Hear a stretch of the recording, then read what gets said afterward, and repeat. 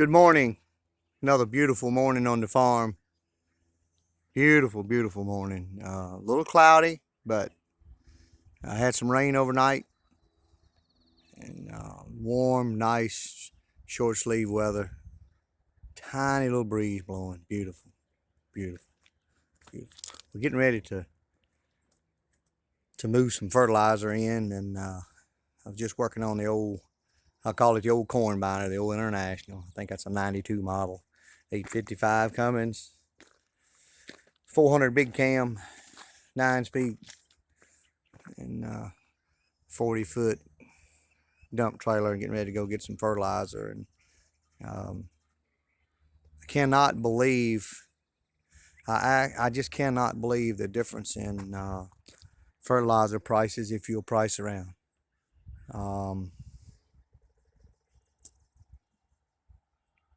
There are 3 main fertilizer places in my area. One is 9 miles south of here. Another is 11 miles east, and the largest is 17 or 18 miles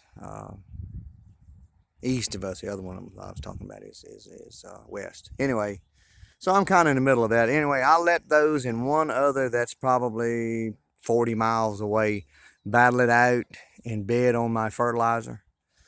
So I thought I had really done something. I had really come up with a good price, and from where they all started to where we shook it out was considerable savings.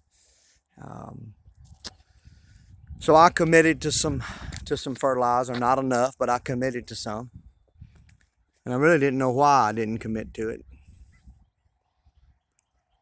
And I ended up finding out later on. I guess the good Lord moves in mysterious ways, because that wasn't the best price in the world. I had 2 different phone calls come in, both trying to sell me fertilizer. And I said, well, yeah, I've committed to a bunch, but go ahead and price it to me. It's always good to have a benchmark, is what I'm thinking, So they did.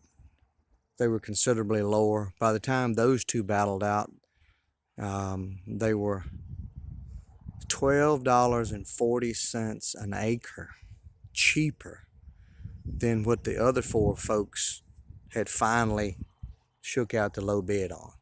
So I do not remember the highest bid for the 4 that were doing the original bidding, but it's unbelievable.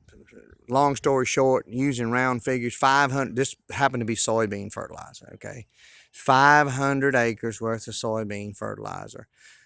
I saved $6,200. I don't know about you, but I just absolutely can't turn that down. I mean, I don't know what else to say. That kind of savings is something I've got to take advantage of. None of that had anything to do with spreading. I mean, I spread all my own fertilizer. I haul all my own fertilizer. I pick it up at their place. So, one of those guys is supplying, one of those last 2 people that bid is supplying the fertilizer to the guy that's low bid. I mean, it's directly to the fertilizer plant. So I thought that was a little interesting. But anyway, we're getting ready to do that.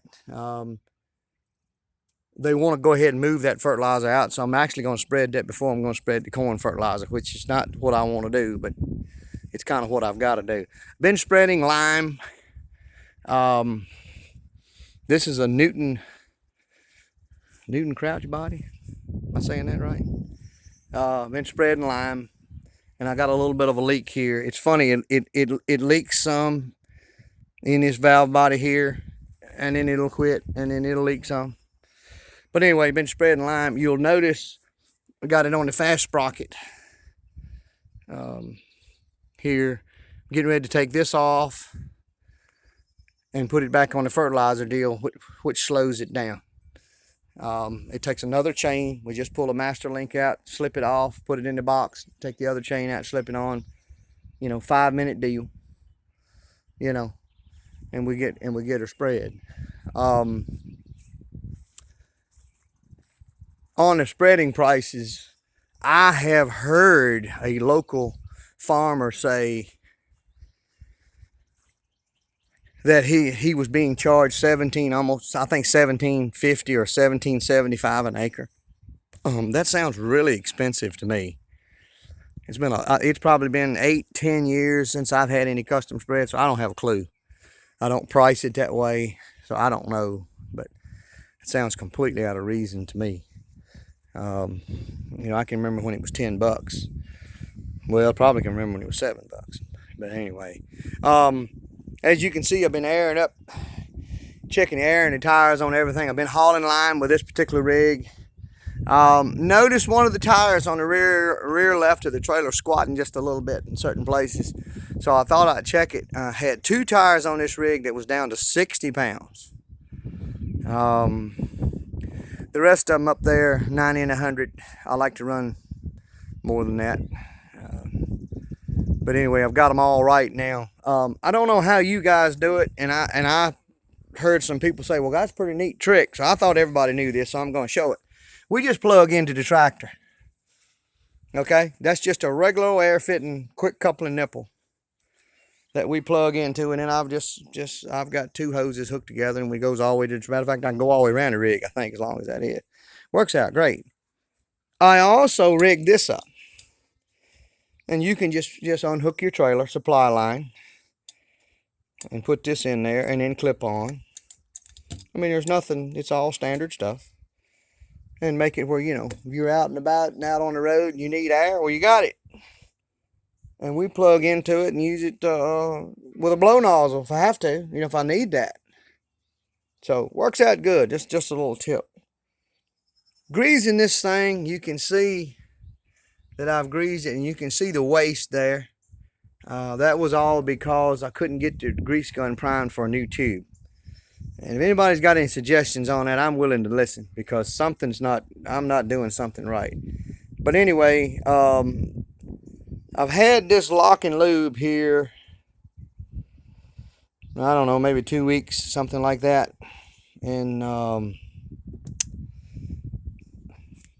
let's wipe this old excess grease off. In the right spot, this thing is a trick. In the wrong spot, it's useless. It's absolutely useless. Well, this is a piece of junk in the wrong place. Like right here, greasing the 5th wheel. See up in here? That works pretty good because the hole's big enough. I've got one on one of my round balers. You can't get it in there. This apparatus here will not go in there. Okay? And I was greasing a mixing wagon the other day. And it was the first day I had used the lock and lube and this new grease gun. Okay? We had just purchased 2 new to us, they were used, Lincoln electric grease guns. And I didn't know that deal was coming up, so the day before that, I found out about that. I had ordered this one. Well, I like a hand one. That comes in handy at times. We might not use it that often, but it comes in handy. Greasing and mixing wagon, it took me 3 grease guns to grease it. Utterly ridiculous. The lock and lube would not go by the frame. There was a grease gun, it was real close to the frame, and I'll just simulate, like right here. And you couldn't get it close enough to get it to lock on, so that wouldn't work. I had another one. Everybody's telling me, oh, you need to keep one with the steel tube on it, the stationary tube. That wouldn't go on another one because of the angle. So I ended up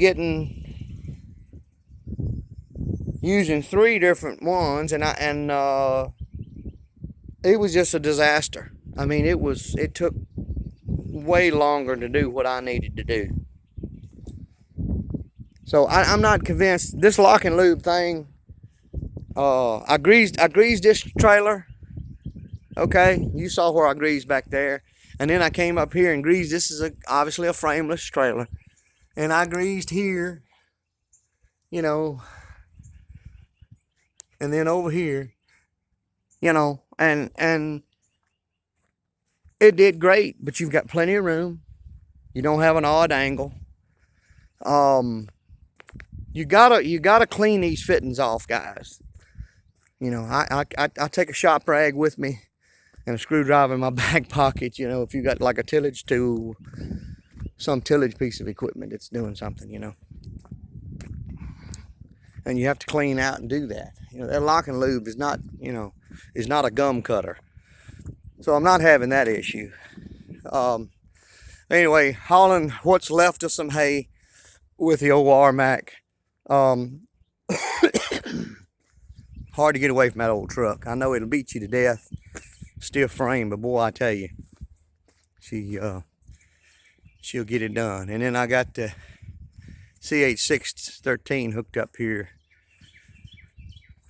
to the old handy step deck,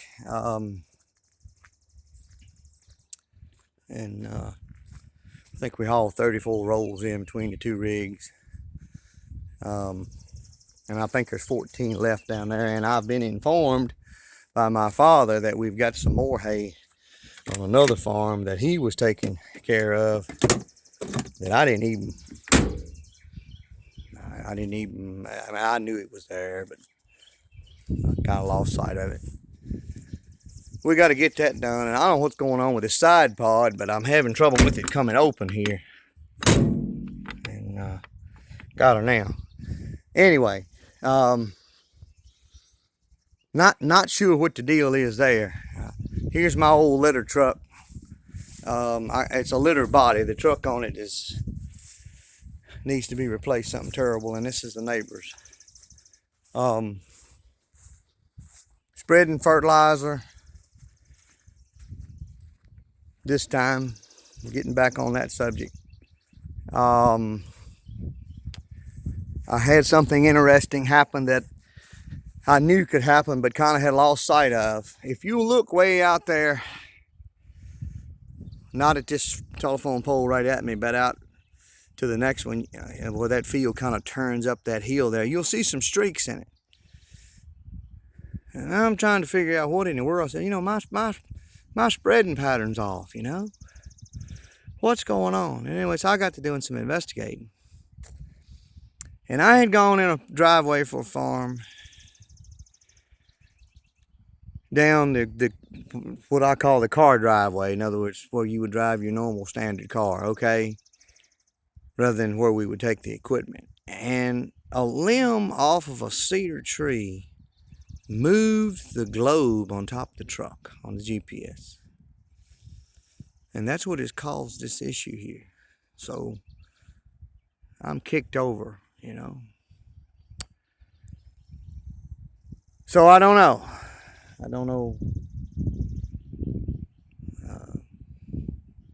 Once you get going on that, it's not a big deal. But the problem with it is I spread. If you spread the same way all the time, it won't matter. It just steps it over. You know, in your first round, you're either going to be too close to the edge of the field or off. But it'll go the same. Well, I don't do that. I go around the outside however many times is appropriate for that particular shaped field. And then I go back and forth. Well, that's where your globe starts to screw you. So anyway, and another thing I will tell you, broadcast dry fertilizer on top dressing any type of to be thrashed small grain is a no-no. You cannot cut it on and off and get the V's, and, you know, start and stop and all that. You cannot get that right, and it'll lay down on you. You'll get too much nitrogen in a place. But this is triticale. I didn't see any need of running the sprayer over it with the streamer bars. So here we are. And it really doesn't matter because I'm going to make silage hay out of it and wrap it in plastic and ferment it. So if it's thick in one spot and thin in another, it's not what I want, but it's not a showstopper. So anyway, another little tip for you. Well, I've rambled on enough. I'm going to get back to servicing these trucks. I've got to switch that CH613 out, dump that trailer off with the hay on it, and get hooked back up to the bottom. And then sometime this week I've got another load of soybeans, which should be the last. That'll be the clean out. Will be the last load of soybeans headed to the coast. So have a blessed day. We'll talk with you next time.